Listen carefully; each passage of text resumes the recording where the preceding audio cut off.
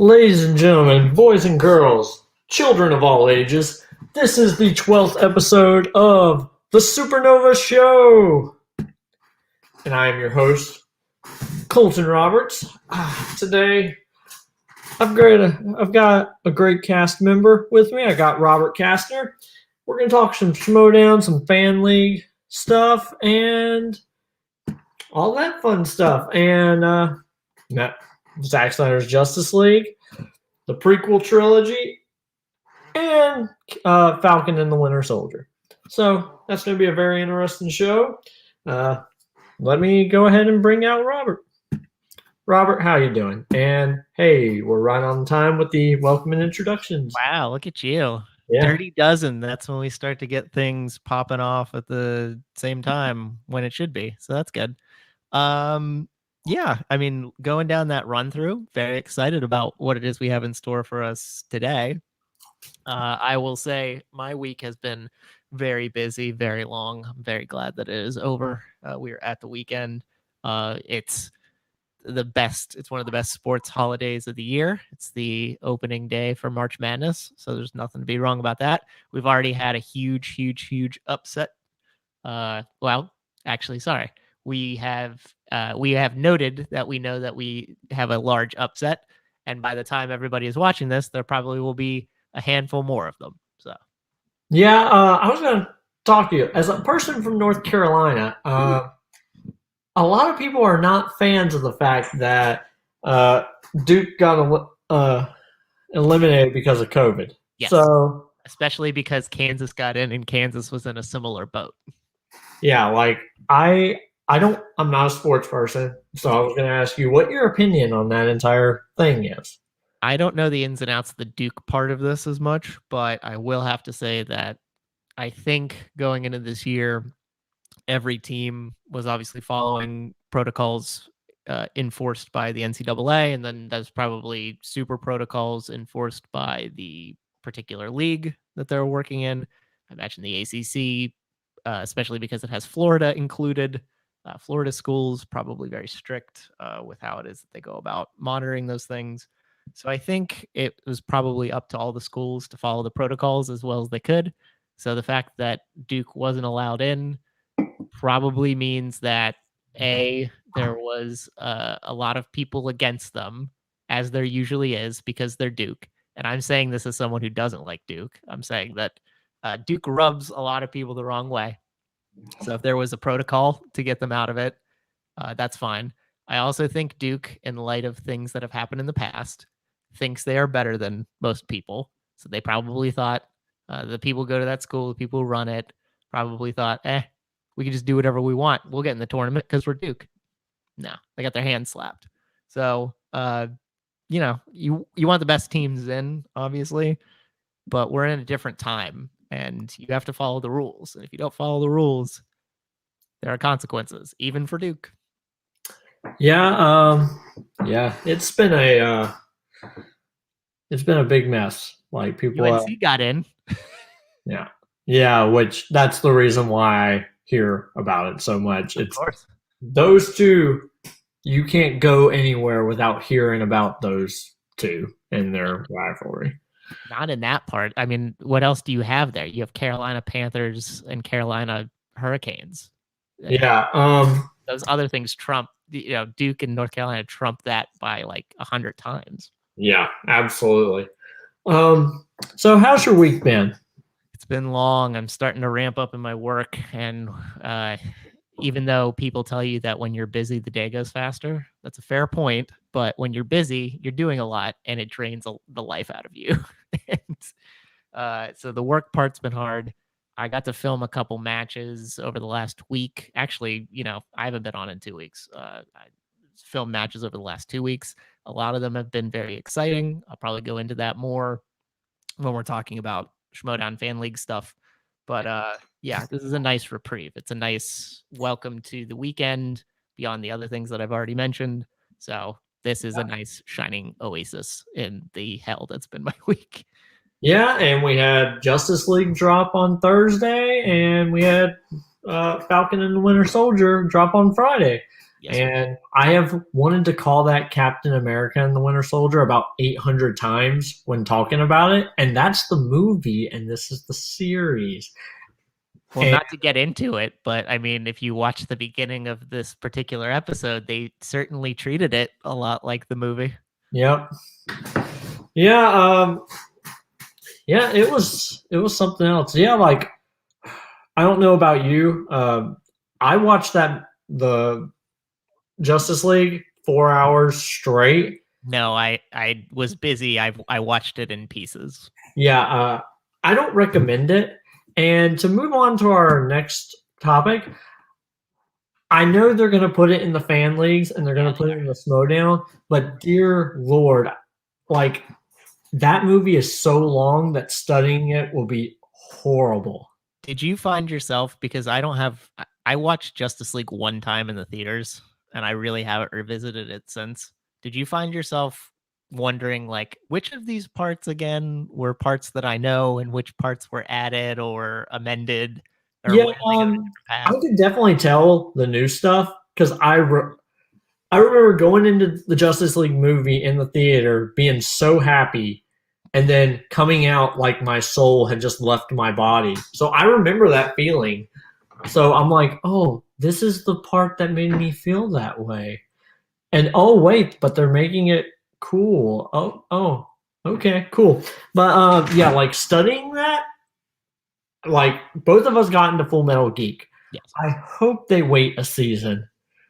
I don't know if they'll wait a season. They might wait to the end of this one, but I mean, I know in the Schmoedown they're chomping at the bit, right, to add it in. I know it's going to be added in probably within Yeah. War. Like I at least hope they 2021. Let me deal with that in 2022 because I might not even test in then. The fact that I tested in this time, like we talked about it a few weeks ago about how awful I thought I did on my testing, and the fact that I'm in Full Metal Geek, I think that just means other people didn't do as well, or their standard was really No, I think they had a lot of people test, and I think the questions, how it is that they were sorted out, because they were of different point varieties and thus being of different difficulties. I think people weren't expecting it, and I think people were probably caught off guard. Yeah, but yeah, that's really exciting. And then TM Geek is starting back up. Very excited about that. Yep, those are pretty much the two fan leagues that I'm going to be a part of this year. I'm in Combat Wrestling Trivia, and we're in our big old Clash of the Combatants right now. So that's loads of fun.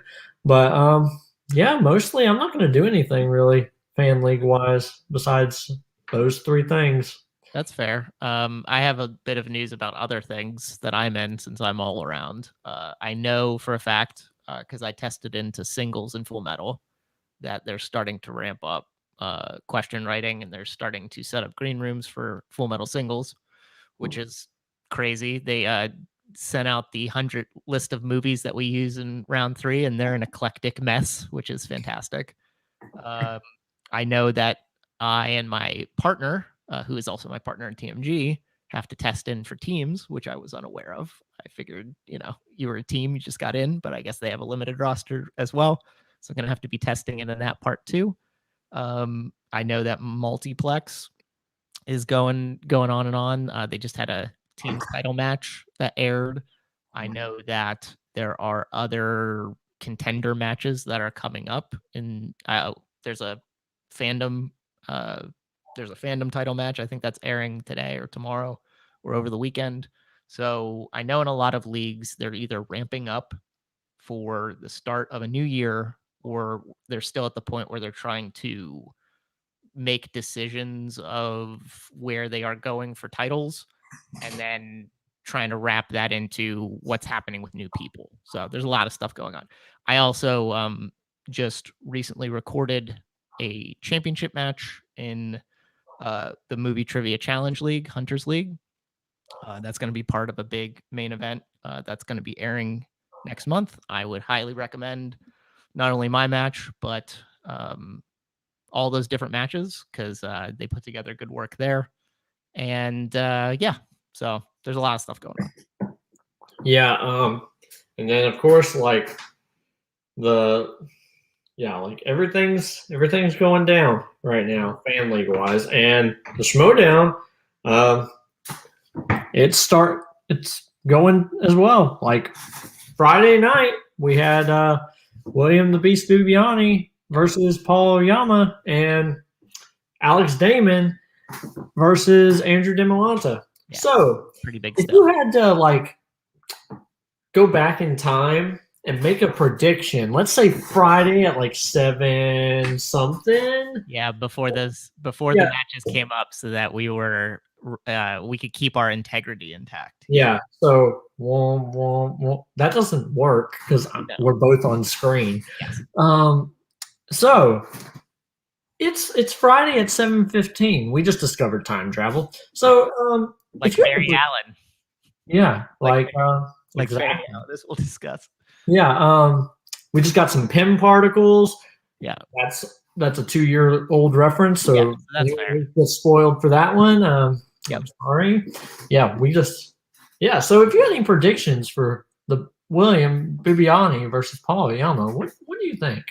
I am always of the opinion, even though I was impressed, because I was not in the know of people like Chance and Paul Oyama when they came in. I just saw them when they were in the Schmoedown, and then he took the league by storm and won 6 straight matches. Even though I don't want to bet against someone like Paul Oyama, I will never bet against William the Beast Bibiani. So I would assume that it was a close match as part of a prediction. It was a close match, and the Beast comes out on top with like a 5-pointer because I never want to bet against him in any context. Yeah, I tend to agree, and I think they announced on Friday that sometime in April we're gonna get Final Exam versus Shazam. Yes. So they'll get to go again in just a few more weeks after that. So that's going to be exciting. Yep, can't get away from the swag versus Quirky Mercs, I guess. Yeah, which I've always thought, like, not just that, but I thought they weren't going to do teams this year. Like, I know Christian said he didn't want to, and I'm sure there's, like, I haven't watched any of the matches for last week, so I don't know if there's a story reason on why they did it. There's been too much stuff going on this week, Colton. Schmoedown was not a precedent, was not something that was a priority for me. Yeah, I will have definitely watched the Schmoedown on Friday night. Yep. So that will be good. So yeah, I think the Beast has got this, but I think Paul Oyama's gonna keep it real close. Yeah, no, he's never been bad. Yeah. The only time he was actually bad was in that title defense match. He and Snyder were not particularly good in Orlando. He was just not as bad as Snyder. That's basically how that turned out. But I mean, that's where Snyder got Harry Potter, right? Is that what happened? I don't remember. I think you're right. Yeah. Well, I think if Snyder hadn't have bet as many points or something in the Harry Potter category, he would have won the title.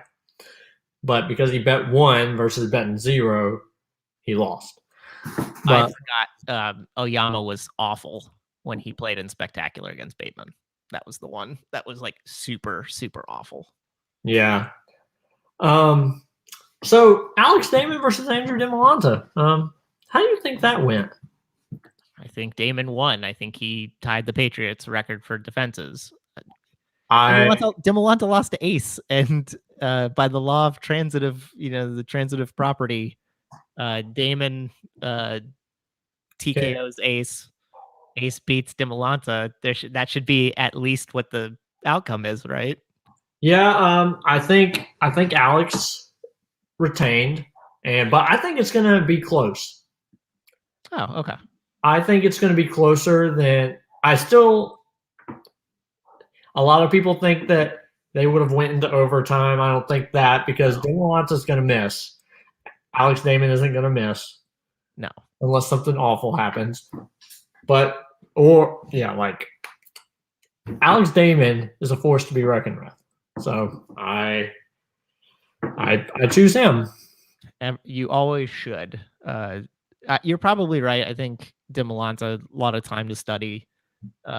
He's someone who doesn't go down without a fight, so it's probably closer. Probably circa Damon versus Kelly at Spectacular. Probably something similar to that.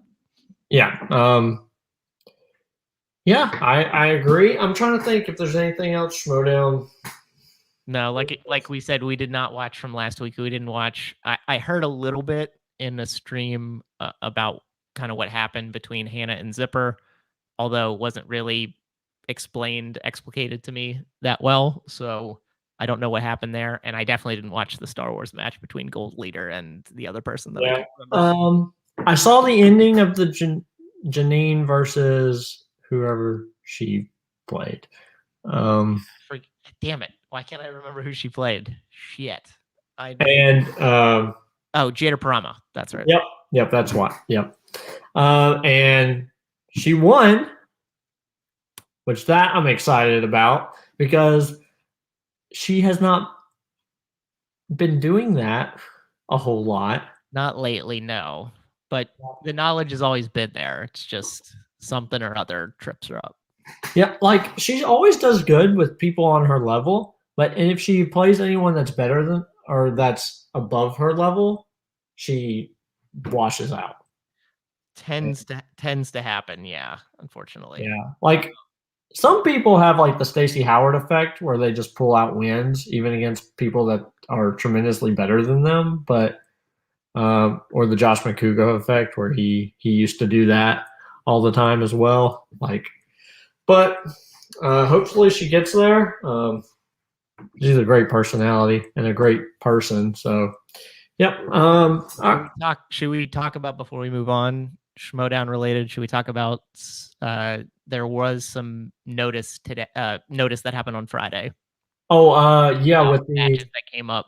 We know as part of the fandom, as the fan league for the deal breaker, Jacoby Bancroft.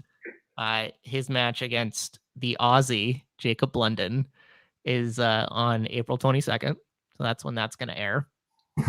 For the plebes, if you're not a Patreon like me, I am a plebe. We also know when PG, Peggy Gubbins, I believe her match is going to be on the 31st of March, I think. Yep. Against the Boston Badass Paige Fabretti. Yeah, and I don't think they've confirmed when Christina plays. No, I think it's if I had to guess, I think it's the 25th. I think it's the Thursday, but I could be wrong. But that will be this upcoming week. So Amaru already played. Yep. The rest of the Fan League 4 is set to play within the next month. Yep, and that's really exciting. And I think they also announced some of the people for the First Class League, and I still don't know how I feel about that. I know of one person that I cared about because they're the first person who ever hosted a match that I did, James Shimo from Jack of All Trivia. He got into the First Class League, and I know a lot of people have a lot of support behind him. He was a champion in a bunch of the different divisions within that league. He's very good at what he does, so I would not be surprised to see him dominate a bit in FCL. Yeah, and I think Habon, Jared Habon is going to be in it, and so he got bumped down. And so is Keaton Marquis. I think that's her name. Yeah, she kind of that I understand. At least Jared won some matches here and there, so it's kind of interesting that I know he didn't get drafted, so it makes all the sense in the world that he would go to FCL. But yep, and then me and Amaru talked last week about Sandy getting moved over there as the booker. Yes, and that's awesome. He's managing it. That's awesome. I've not interacted with Sandy directly that much, but from the matches that I've seen and from what I understand, people's opinions of him, I know that he is very much beloved. So it was good. But I don't think there's anything else really in World of Trivia. No. Sorry to everybody out there who are SuperNova fans that we cannot go into the details of the matches that happened last week. It's just, again, a lot of things were happening that took precedent, and here we stand. So want to add us. Like, I'm a patron, and I normally watch the matches when they drop on Patreon. I did not because my week was so full of stuff that and then Justice League came out, and that's a 4-hour adventure. And how about I forget who it was who popped in my Facebook stream, but they're like, watched Snyder Cut, gonna watch it again. I'm like, Jesus Christ, you're gonna watch that again? Like I'll watch it again probably this weekend. Yeah, but like right after, like watching it and then like a day and watching it again, that's too much. But okay, let's move to movies. Yeah. So, Star Wars prequels.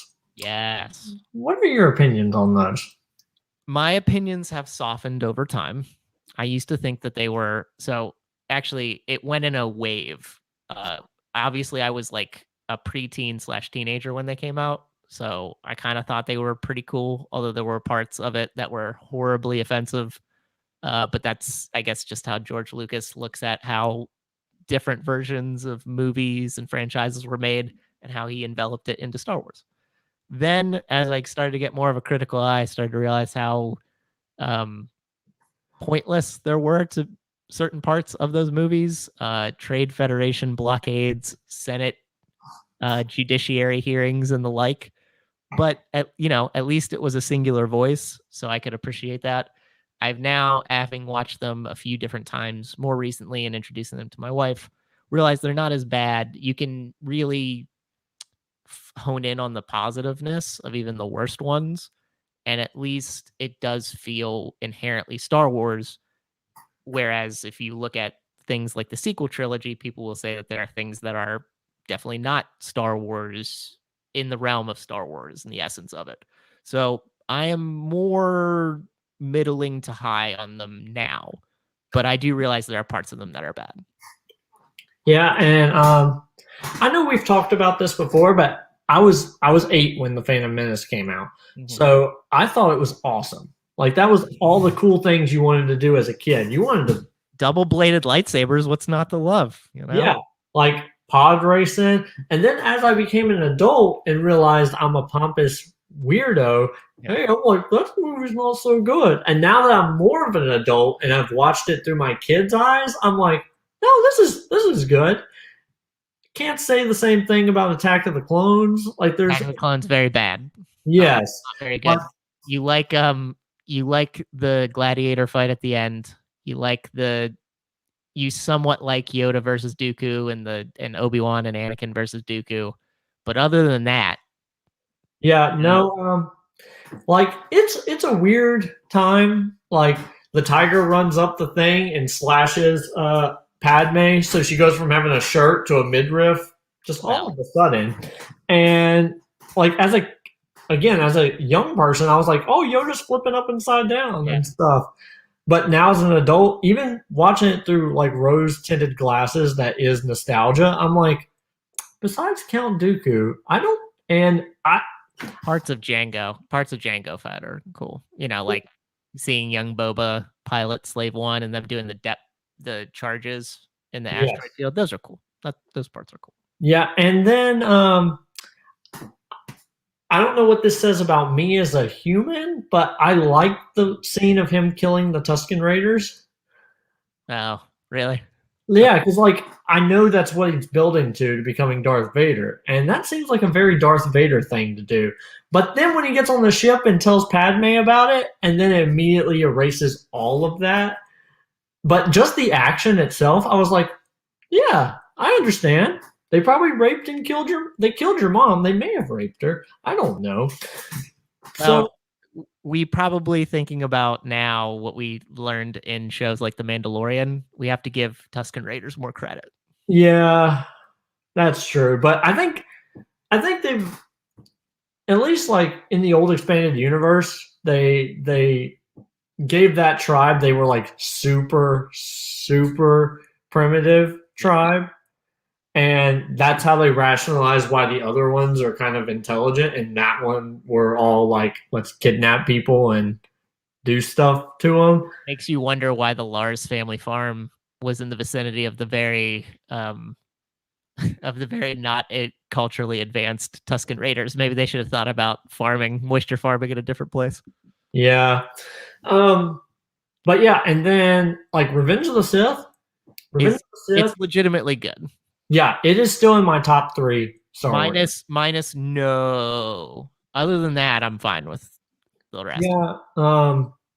Yeah. I hate that scene because of what he did in Return of the Jedi. Like it by itself is not bad, but they then took that dialogue and stuck it into Return of the Jedi, where he's looking and looking, and then he's like, "No," and it's much better when Vader's just silent and he's contemplating between my son and the guy I've known for my entire life. My son, the guy I've known for my entire life. He's like, "No, my son." Or even, when you can see half the Death Star being constructed and he comes up beside the Emperor and just crosses his arms and is stoic. He's better as a sentinel than he is and that's obviously perpetuated by the fact that George Lucas writing a universe is cool, but writing dialogue is bad. Yeah, but yeah, I still to this day love Revenge of the Sith. Like, I think how it starts off with the Battle of Coruscant, Vulture and Buzz droids, and then the fight with Dooku, which is awesomely choreographed, and then going from there, and even the stuff that seems stupid to me, like the Emperor talking to Anakin at the opera, things that seem stupid have a little mustard on them, and you can appreciate them. Yeah, like I will say, the prequels did something like the originals were Luke Skywalker's story, and I love Luke Skywalker. In the prequels, that is Emperor Palpatine's story. Like they try and make it seem like it's Anakin's story, but that is totally Palpatine's story. And when you look at it that way, it's brilliant because Jar Jar Binks' story. Oh God, I hope not. Okay, because he really rised up the ranks. He was like Colin Powell or something. He was a general, and then he became a master politician. I'm just saying, he really did rise through the ranks there. Yeah. But yeah, like those, I still look on them fondly. Like, and the universe that he made with the prequels, and then it evolves into Clone Wars and then Rebels. Like, I appreciate all that, and we wouldn't have got it if he hadn't made the prequels. So, I mean, as much of a mess as Phantom Menace is, Duel of the Fates and Qui-Gon Obi-Wan versus Darth Maul is still, I think, a top 3 favorite portion of Star Wars for me.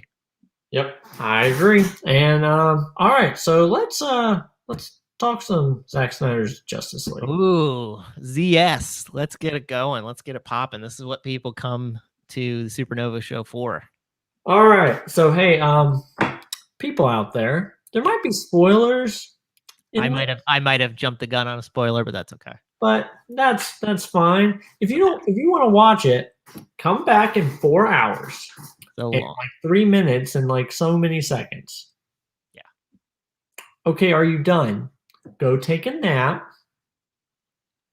All right, you're done with your nap. All right, come back and watch this. Hopefully, you've been woken up by a charged mother box by this point. Yeah. So that was the longest movie I've ever watched. 4 hours, of course, it better be. That might have also been the longest I have ever sat in front of the TV without doing something else. Like I typically, like 2 hours into it, I was like, "Ooh, I need to go get lunch." But I immediately went to the fridge, put it in the microwave, and came back and ate it. Normally, like you watch a movie, a 2-hour movie, and then you go do something. You do something else. But no, it was just 4 hours and something minutes of just Justice League, and I really liked it. Like compared to Joss Whedon's, it was spectacular. Well, I mean, that's not saying a whole lot, is it? Because Joss Whedon's Justice League is not particularly good. Yeah. Now I will say they do kind of end at the same point. So you can tell like some of the stuff was obviously Zack Snyder's stuff. Yes. That Joss just went with. Well, I mean, there are big parts that are added in this, but the ending point ends up being the same, right? Yeah. So except for like in the Zack Snyder cut, you have the nightmare sequence and you have Martian Manhunter showing up. So I was gonna say one of my favorite parts is that we got a non-douchified Jared Leto Joker. We got a beaten down Joker in a terrible hellscape who's just giving people the business, and that's how Jared Leto Joker should have been in Suicide Squad. yep, and yeah, like it was really interesting. Like, I mean, it's a nice juxtaposition. You see that end credit scene that we saw in Whedon's Justice League with Lex Luthor and Slade Wilson, and you know that Slade Wilson is celebrating that he knows that Batman is Bruce Wayne and that he's gonna fucking kill him. And then we go right to the nightmare sequence, and Slade Wilson and Bruce Wayne are part of this group of rebels, like together. It's crazy.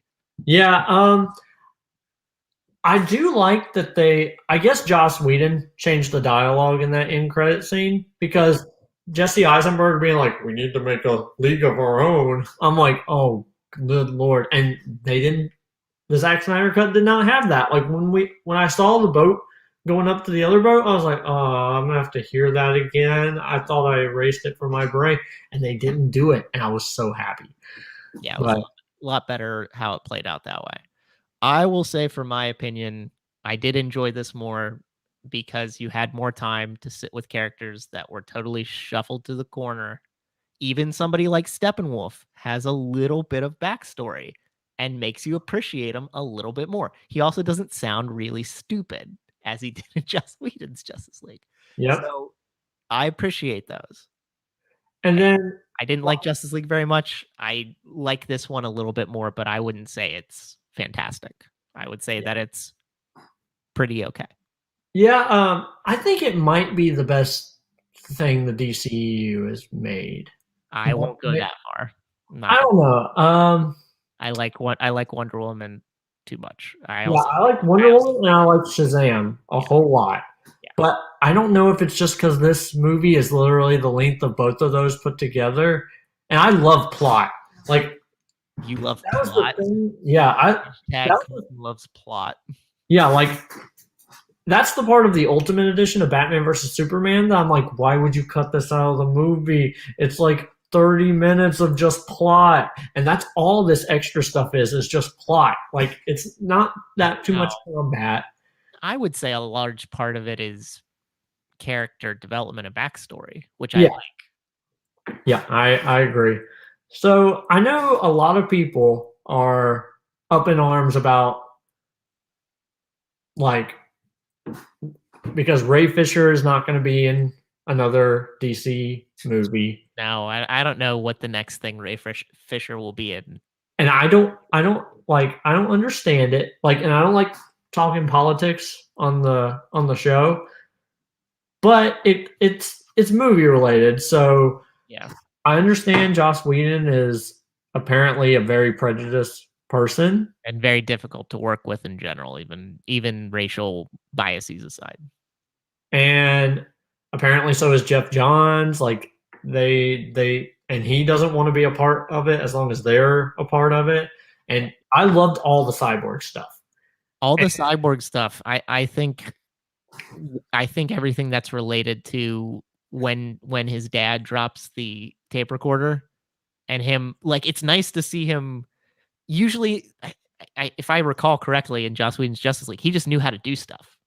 This one, we get to see him, like, try to figure out what it is he can do. And there's a voiceover to explain it, but it's done in an interesting way. I loved him being in the multi-net universe as himself, like watching the, like, financial structure, watching, like, the bull butting the bear or whatever. I thought that was nice symbolism. I actually enjoyed that very much, going through and seeing what it's like to, it's not about whether you can do it. The hardest part will be not doing it. And then he just fucks that up right away to benefit somebody, and that's cool. But it's nice how that through line between hacking into the school system to help the girl who lost her house and how that connects to, wow, I can actually affect things on a grander scale now. That connected great. I liked it. Yeah, and I hope he comes back. Like, it would be nice if they can mend that fence. Yeah, I agree, especially, like, with how many people are talking about this and everything. I hope it does great. And then a lot of people are talking about the entire Flash sequence, and apparently because he went at the super speed and like rescued the girl and was kind of following with her and moved her hair. That was touching her without her permission. Oh my God. So I don't understand that one at all. He saved her life, and then it wasn't like he diddled her. So No. yeah, like he just moved her hair out of her face. Whatever. And then like I understand people don't like Ezra Miller because he Yeah, choked that's them. I think that's really what it's about, is that people just don't like Ezra Miller, and this puts Barry Allen in The Flash in a better light because they didn't make him a punchline. They actually made him somebody with a little bit of pathos, which is nice. Yeah. But they don't want to give Ezra Miller any credit. Yeah, and I will say, like, I don't remember in this movie, do they have the entire embarrassing scene where he trips and falls on top of Wonder Woman? He trips into the memorial, right? And Superman's fighting him, which is slightly different, if I recall. Okay, because I know when they're down in the sewer system, in Joss Whedon's version, he trips and falls and like falls right into Wonder Woman's boobs, and it sticks there No, he for a doesn't. second. Be like, ha ha, that's how people do it. And I'm like, oh my god. And that was another moment in the movie. I was like, please don't be in here. And it wasn't. And I was so happy. He also seemed more assured of himself, right? In the Joss Whedon version, Batman's like giving him the pep talk, like just save one person, which is kind of cool, but not really. In this one, he's just like figuring it out on his own because everybody's going separate ways because they don't know how to be a team, which makes sense because they just banded together like 10 minutes ago. Yep, I agree. Like, I think this is overall definitely a better movie. Definitely better than, Wonder Woman 84. I haven't seen that yet. Oh, okay. I Probably will watch it at some point, though. Okay, I will not speak on it because there is a part in this movie that. Do you care if I spoil one thing? Because it's only in the trailer. No, I will only watch Wonder Woman 84 for the sake of trivia. So. Okay, so in Wonder Woman 84, she gets that gold suit. Yes. That's in all the trailers. I'm thinking during the entire movie, I'm like, DC doesn't plan well enough. Because if this was a Marvel movie, at some point she would go, hey, I need to go get something. And she would appear in the golden suit because it made her more powerful. That's just how, I don't know if it's just because I've been watching MCU stuff for so long or the fact that I just binge watched all of it with my kids in the last like 4 weeks.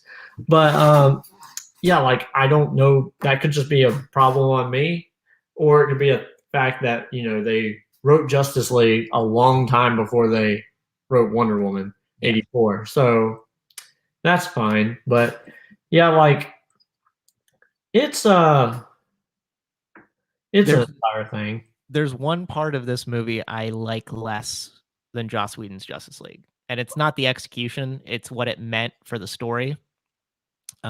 I did not like that Lois Lane was just at the memorial and was there to stop Superman, where in Joss Whedon's they imply, which is part of Batman's character. I know a lot of people like the fact that there was more Batman in this, but in Joss Whedon's version, we understand that he's taking that Barry Allen sequence from Batman v Superman, and he's doing the Batman thing of always having a contingency plan and using her as the last resort.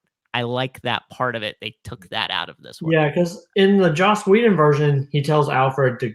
Yes, that's what I mean. Right. He was planning for that contingency, which is the basis of, like, if you've ever watched any Justice League cartoon, we're always talking about Batman's contingency plans for everybody, the files that he has for it with everybody's weakness. And that was a nice referendum to it. In this one, she's just there because it's her normal routine to go to the place where Superman died. Yeah. I didn't like that as much. Everything else I think was superior or on par. Yeah, like I agree with that completely. Yeah, like I like the movie. I'll probably watch it one more time with my kids, and then honestly, I liked it, but I'll probably never watch it again after watching it with my kids. Unless they put it in trivia like this season, then I will have to watch it again, or at least read up on it. But it's one of those things where I can watch the Marvel movies several times over. Besides Wonder Woman and Shazam, I have not found a DCU movie that I can just watch over and over and over again. What did you think of the introduction of Darkseid and is it Desaad is the dude's name? The Herald guy? Okay, I like that. I like that it was Darkseid that came to Earth and fought the Age of Heroes people. Yeah. Instead, it was Steppenwolf in the old version, or in the Joss Whedon version. And I thought that was, like, I liked that Darkseid, he got beat, he left, and then now this is Steppenwolf's way of, like, getting his redemption is... Isn't it weird that Darkseid didn't realize there was anti-life there when he was fighting? Yeah. They had and they had the mother boxes and they were going to unite them and they had like the sorcerers. So somebody should have been like, hey, there's anti-life here, I think. Even though I know they're in the middle of a battle. I still think somebody should have said something. I like how they dispatched Steppenwolf in this one. I thought it was just neater. Oh yeah, because the other one where they make him scared. He gets fearful, and the parademons go grab him, and then he gets stuck up in the boom tomb. Yeah, that totally. Yep. I like this one a little bit better, and everybody got a sequence of it too, because in that one it's just like Superman comes in and beats the shit out of him. This one, Superman beats the shit out of him, but Aquaman gets to stab him with a trident, and Wonder Woman, because there's more interplay between Steppenwolf and Wonder Woman based on the fact that he, destroyed Themyscira almost completely, and she gets to deliver the glancing blow. I will say, I think they were a little bit heavy-handed in the Zack Snyder cut of, and I'm not, full disclosure, I'm putting a pin on this. I believe women are better than men in general, just in general. But I do think they were a bit heavy-handed with the women, like, empowerment message. Just a little bit. I think they could have done it in a subtler and better way. Yeah. So now I'm wondering, like, will the movies that come out in the future, will they follow this timeline or the original? No, they said that Zack Snyder's Justice League is not canon. Man, that's so sad because I forgot one thing. You mentioned this at the beginning. I did like the idea of Harry Lennox being Martian Manhunter. I thought that was a little interesting little twist. I kind of liked it. Yep. He got done dirty, I guess, because he probably would have been, in a lot of future Justice League movies, and now he's probably not going to be in anything. Yeah. It's going to be a very, very interesting time. Like, I will totally watch another DCEU movie. People are more excited for the Flash movie now. Yeah, which I hope it happens. Like, I know, who's directing it now? I forget where we landed on it. Yeah, I don't remember, but I know Michael Keaton's apparently going to be in it, and so is Ben Affleck, and then Ezra Miller, and then who knows if Ezra Miller is going to be in there, because again, he does the thing, but he also he showed up in Crisis of Infinite Earth when Flash is destroying all the other universes. So does that mean he destroyed the movie universe, or what's happening? I don't know. I don't understand what's going on. The guy who directed It and It Chapter 2. Oh, Andres Muschietti. Yep. Yeah. So that will be interesting. I've liked the movies he's put out. So should be, and this had an R rating and it had fucks in it, and blood, and that was cool. He'll probably institute a little bit of that, so that'll be nice. Yeah. All right. So let's move on to TV here. Yes. So still spoilers. Spoilers. Absolutely. Yeah. So we still don't want to spoil Falcon and the Winter Soldier. So, for people, I really like this episode. This is the first time I've watched a Disney Plus show not at 5:30 in the morning. I prefer that because I was watching it right before we came on, and I was starting to fall asleep because it was after going to my place of employment and helping the kids out and doing other stuff. So I was sitting there and I would pause it for a minute to say something, and before I would or play it, I would start nodding off. So that's why I have a Coke, because I need caffeine. Because my wife started working out, and as a supportive husband, I've cut out most caffeine. Wow. Because I'm just nice like that, I guess. I don't know why, but it's times like this where I'm like, ooh, I wish I had not done that. But are you preempting this as part of your opinion of the episode, or are you just saying that circumstances put you not in the right mindset to watch? Yeah, circumstances put me in the not in the right mindset, and there are definitely parts of this episode that I didn't fully pay attention to. So, or I may have missed out because I was eating and stuff, and that's the reason why the 5:30 method works better. But what did you think of the episode? I really, really enjoyed it. I thought it was really nice. It was a nice palate cleanser from WandaVision speculation. I like kind of how I intimated how they Winter Soldiered the crap out of it at the beginning with Sam's aerial sequence. They brought back George St. Pierre as Batroc, the Leaper, which was great. And it reminded me, because I was like, wait, he lived, right? He escaped. And then I was like, yeah, he did. So he was out there somewhere. So that's cool. I like the flying suit sequence. It reminded me of like the Drop Zone, like old 90s, or like Point Break, like old heisty action movies, extreme sports people. I like that sequence. I thought that was cool. I like a whole lot the idea of Bucky Barnes trying to be reintegrated back into modern society as a civilian person, and how he was struggling with that. I thought that was really cool. They had a nice little twist in there about the person that he befriended, and not knowing that was the guy. You probably could have connected the dots. I didn't, because I was tired, but yeah, same. That was his son that he killed, and he was trying to make amends. I like this idea of making amends and not doing anything illegal, not hurting anybody. And then I forget what rule number 3 was. Oh, I'm not the Winter Soldier. I'm James Buchanan Barnes. I like those things.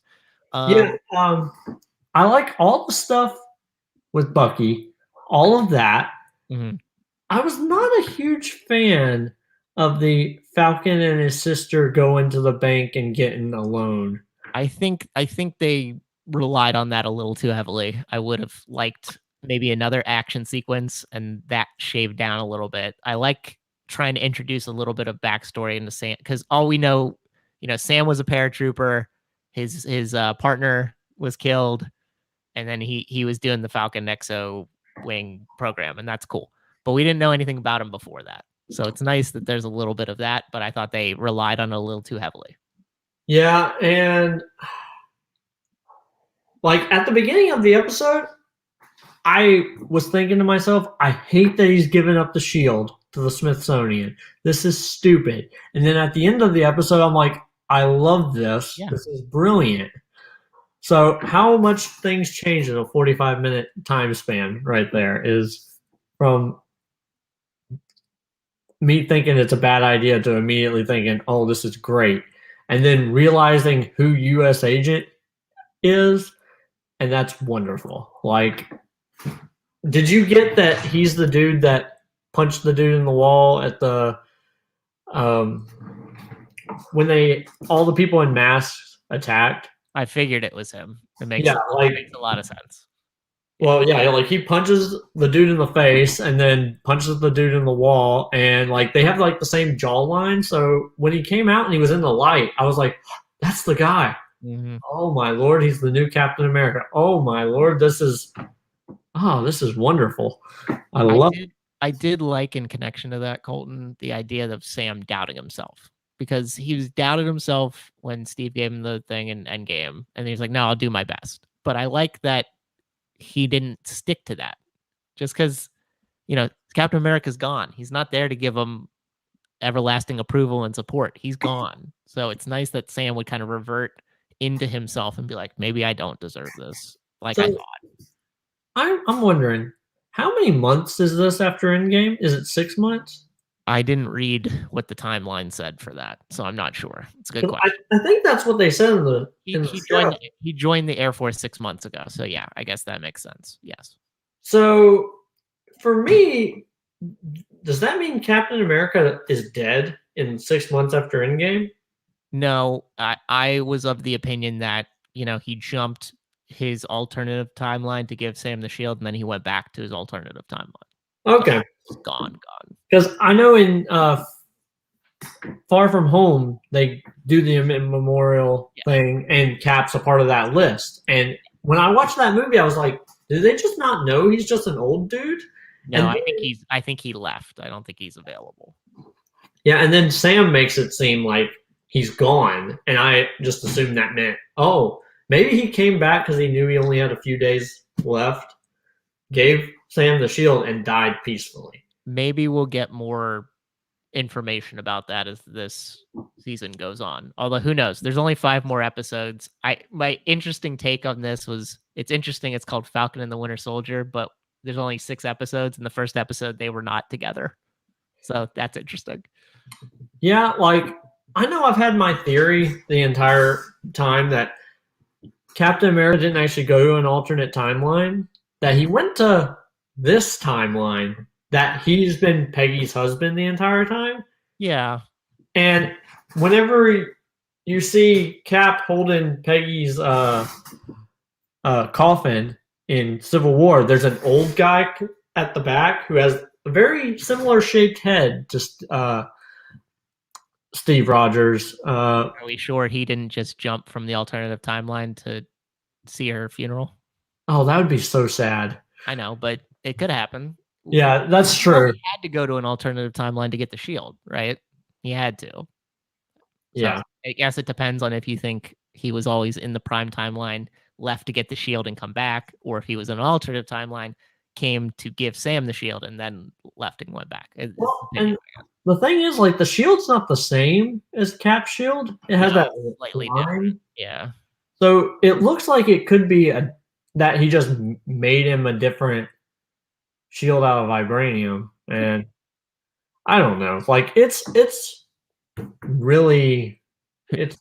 Do you think Captain America was like, hey, Reality Stone, let's drum up another vibranium shield before I turn you back in? Maybe. That'd be funny. I thought the action sequences were great, though. I think it was totally on par with Marvel Cinematic Universe movie action, and that's great, and I really enjoy that. Yeah, and yeah, I really like the episode. I will definitely watch it this coming up Friday in the morning instead of sleeping. So I would say for you, that's probably a good call. Yeah, my wife wakes up at 4:30 in the morning to start working out, and normally I can't go back to sleep. This morning she didn't wake me up. Normally she'll like turn the light on and it wakes me up. This time she just like snuck out of bed and went and worked out, and I slept till 5:45. And I had planned on, when she turns on the light, I'll turn on Falcon and the Winter Soldier and drink my coffee and eat my breakfast and stuff. She did not do that, so then I had to rush and do all this stuff after work. So next week's episode, I'll probably pay attention a little more and be more open to noticing things. But I like that. Do you have any speculation going forward? Because I'm interested how this U.S. agent, how that connects to Helmut Zemo, and how that's going to play in, and then how that's going to play into Agent 13 coming in too. Yeah, I'm not speculating on this show. I did enough of that with WandaVision. Yeah. And I just want to watch it. It looks really good. I like it. It's like you said, it's a great palate cleanser from WandaVision. And yeah, like there's so many good things about the episode, and watching it more and more, I totally understand, like, this doesn't really connect to the MCU, but I understand why people think Sebastian Stan should be Luke Skywalker, because in this episode, he looks so much like Mark Hamill. Like, I've not seen it as much whenever he has his long hair. No, when he has short hair, he looks very remarkably like Mark Hamill. Yeah, he absolutely does. So if they decide to ever do something like that, I'm completely content with it. But What do you think of the Don Cheadle cameo? I was Oh, surprised. I was like, yeah, Rhodey, woohoo! yeah, I actually really like that. Like, It makes a lot of sense, right? I know in Endgame when they were writing it, he was supposed to be president of the United States. And that Oh, was going to be a like plot point that during the 5 years he won the election or right. whatever. But they decided to scrap that. So Oh, whenever they said uh at the end, whoever that guy was that was announcing U.S. agent coming out, mhm. he was like, uh, to the Secretary of Defense and our Commander in Chief, we have our new Captain America, and that's what I thought of. I was like, Rhodey wouldn't do that, and then I was like, oh wait, that's not canon anymore. They probably didn't do that, so maybe I don't know, but I like that he was in the episode. I like that, like when the bank teller asked Sam how he would get money and I stuff. love that part. Then he brought up Tony, and I'm just like, oh, that's so sad. It is. That's why I said my condolences. But I do like that they played at that trope. You're like, how do you live? How do you do? What's your salary like as a superhero? That's weird. Yeah, like I was thinking about that the entire time. I'm like, why do you not have $100,000? Like you worked for a billionaire. True. I was also thinking about that with Bucky. I'm like, Bucky's apartment doesn't look too bad. Where's he getting the money from? What's his job? Does he get like a subsidy because the government just like doesn't want him to be acknowledged outside, and they're like, well, he's not going to be able to get a job because he has no work history. Well, I would say technically he was a sergeant in World War II, so they probably owe him that much back pay for Oh 70 wow, years. yeah. So that one makes sense. And I guess if Sam retired from the military, if he just got out, he might have a pension. I don't know how that works, but I know he should have got money through Tony and You Cap. would think that they would have had a stipend or something, you know? Yeah, or like, that Black Panther would like give money to the Avengers because, they're the richest nation on the planet. But let's Yeah, you would have thought like Bucky left Wakanda, right? He would have had to leave Wakanda, and maybe T'Challa or whomever would have been like, "Here you go, White Wolf, so that you can start, you can live on the outside with your clean conscience or whatever, your clean set mind." But no, who knows? Who knows? I have no idea. But I like that they called out to it that it's weird how superheroes live. yeah, I mean, at least some superheroes have like, jobs outside of that could make them a lot of money. Like, I mean, Hulk can't do it anymore, but like He was a a doctor. physicist, Yeah. so and like Tony made missiles and stuff, and like a lot of other people, they had jobs before this. I mean, besides like Scott Lang, who couldn't even make it at Baskin Robbins, but like But he most, started his own company, so they figured that out for Ant-Man and the Wasp. I was thinking about this juxtaposed to Justice League because everybody had a job. They're like, even like, hey, I'm Barry Allen. I got this foot in the door job that he showed his dad in the criminal lab. And we see, you know, Superman putting on his Clark Kent outfit, obviously going to go back to the Daily Planet.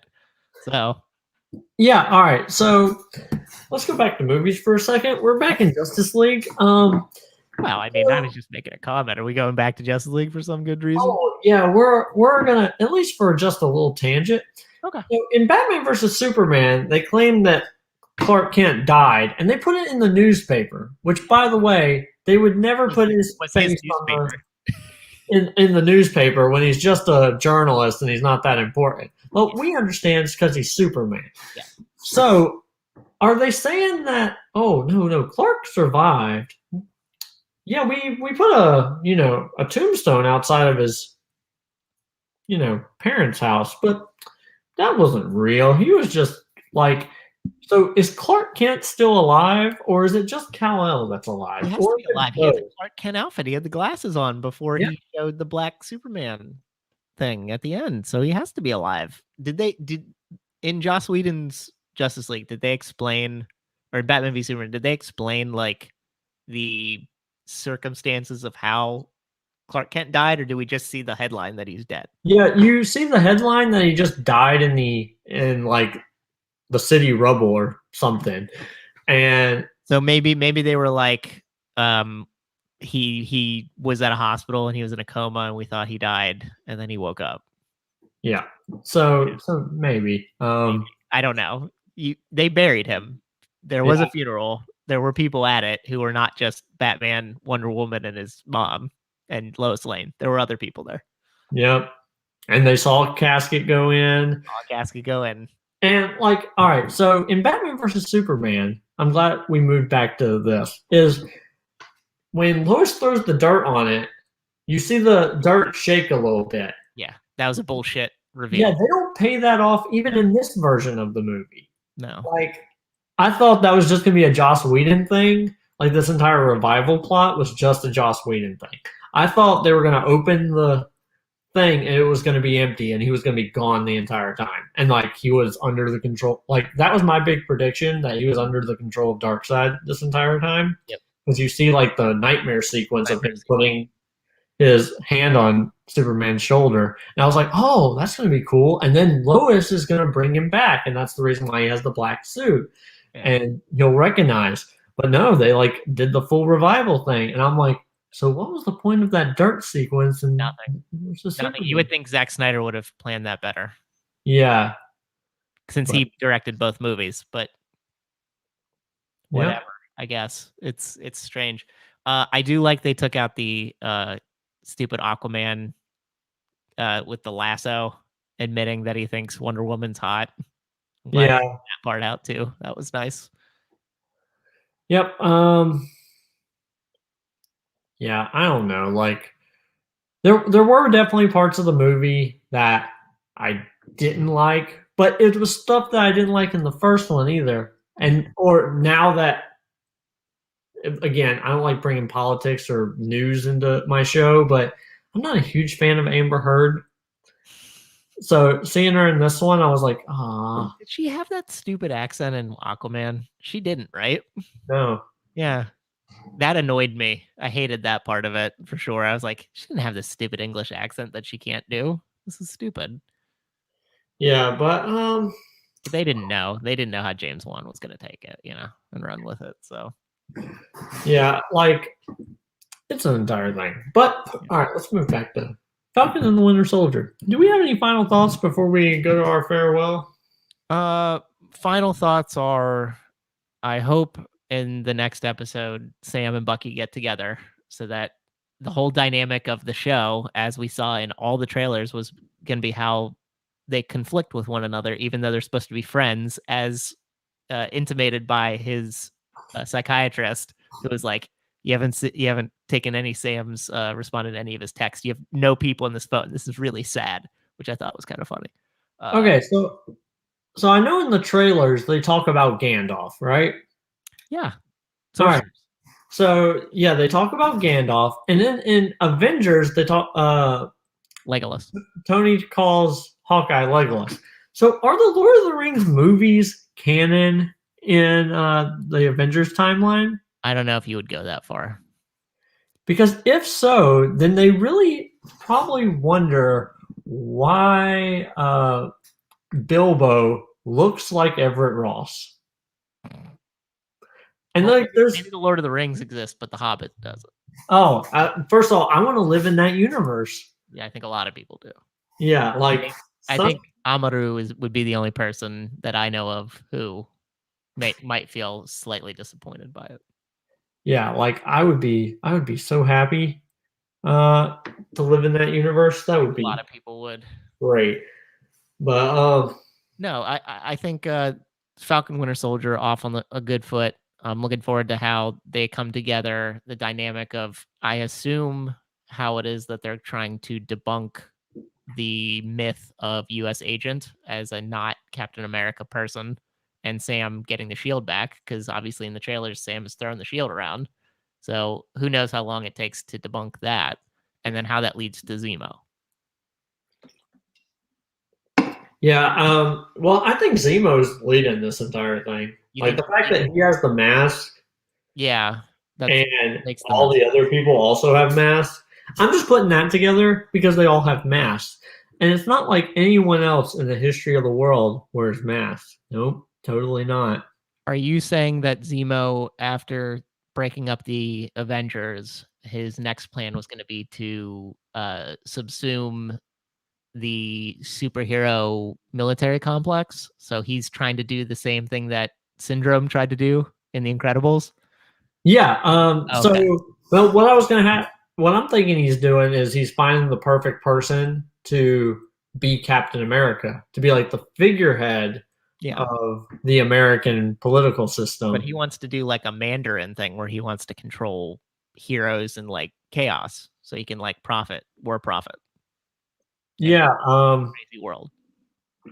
Yeah, kind of like that, or just like make sure that the actual heroes, like if they have a Captain America who says, "Hey, those people are bad guys," then the American government will probably go for it, and keeping the real heroes down while he's using the new Captain America to feed his own agenda. We got a little bit of Sokovian Accords in WandaVision and the implications for that. Do you think that will cross over a bit more into Falcon and Winter Soldier? I would hope so because it does kind of seem like, except for the parts with Thunderbolt Ross and Infinity War, that they've scrapped the Sokovian Accords. Like anytime a superhero wants to do something, they don't you don't ever see like the federal government or multiple federal governments show up when Spider-Man's in London fighting all the things. Or just like, why does Nick Fury and Maria Hill, not of Shield, have the jurisdiction to work with a supposed superpowered individual to go and fight these elementals with Mysterio? So yeah. Yeah, and I'm trying to think if there's other MCU movies that are after that timeline. But essentially, yeah, like the Sokovia Accords don't really play a factor into the first Spider-Man movie either. No. But that timeline screwed up. They said it was 8 years. Yeah. Spider-Man Homecoming's 8 years after the Avengers. So yeah, like that I just disregard all of that. But yeah, like it's obviously after Civil War because he has the new suit, but Tony doesn't even think about, oh yeah, you should probably get registered with the government. Cool. Now, I think after the fight and the letter from Cap, I think the idea is supposed to be that he's lukewarm now on the Accords, even though he fought so hard for them, which is kind of crazy given everything that happened in Civil War. But I think that's what you're supposed to think. Yeah. But all right. So no more spoilers. Nope. Come back now. But this is our farewell. Yes. So Robert, thank you so much for being on the show. I always appreciate having you on. Of course. It was fun getting to talk about these things. I really enjoyed Falcon and Winter Soldier. I enjoyed, to a degree, the Snyder Cut. And I always like talking about kind of what's going on in the realm of movie trivia. Oh, yes, absolutely. And all this stuff is just going to ramp up. Next week, we're going to talk about, again, Falcon and the Winter Soldier. We'll probably talk more Snyder Cut when we have Amaru and Anthony on. Want to get their opinions on it. Are we going to talk about sequel trilogy? Yes, we will talk about the sequel trilogy, which means I will get my little Anthony rant time, but I will not be on full screen because I don't like looking at my face that much. So, yeah. So that's going to be really exciting. And then on the 26th, according to what the schedule is, I have someone that's going to guest host. No, not the 26th. The 2nd. The 2nd of April, someone's going to guest host the show. And it's going to be Kevin Pauls as of right now. If for some reason he can't, then I will get someone else from TMG to let you guys on, and then y'all can talk Star Wars: The Clone Wars, Solo, Rogue One, and then all the Schmoedown Fan League, and Falcon and Winter Soldier episode. By that time, we'll have a couple more of those Fan League 4 matches up, so we'll get to talk about those. And because that week I am going to be on vacation, and even though I will get home on Friday, if I'm driving 4 hours back to the house, and I get here at 6:45 Eastern time, I am not going to want to do the podcast at 7:00. My wife is not going to want me to do the podcast at 7:00, but I refuse to cancel the show. So, yeah, I'm not doing that. People have to substitute. Sometimes you need hitters off the bench, Yep. Yeah, I totally understand that reference. Baseball, yes. By the way, everybody, if you're concerned about what this means, this acronym, it means thank God it's weekend March Madness, bitches. So get that in your head. Yep. All right. So, do you have anything you would like to plug? I kind of already plugged them already, but I do have some fan league matches coming up. I have one that will probably have already aired by the time this came out. I have a MTC Nerdum match against Joe Farrelly in the semifinals of the Nerdum tournament. So you can go ahead and watch that one. That's a very good match. I recommend it. I had 4 hours of prep time for it. That was fun. I have another MTC match that'll be coming up, as I mentioned, later on as part of a sequence of their big kind of spring event. That's a good match, and all those matches will be good. I know that I will have Full Metal matches coming up. I'm excited to see when both of us will get to play a Full Metal Geek match, considering the only time I played, I lost to Nico, who had a perfect game, which I don't anticipate happening ever again. Other than that, I'm on all the other fan leagues. Probably matches will come here and there. So at Robert Kastner on Facebook if you want to at me. Yeah, hopefully when we get to Full Metal, they put us up against other rookies, but if they put me up against you, congratulations on your victory. Thank you. I won't say that. I just played a geek match in opening night trivia, and I was not happy with my performance in that one. I will say that. So I need to get back into reasserting myself in geek because I have all the other regular movie trivia stuff. But I appreciate the thoughts on that, Colton. Thank you. Yeah, I haven't studied for geek in 6 months. Yeah. It's been real. I'll be honest, I didn't expect to test into Full Metal Geek, and this was going to be my last year playing.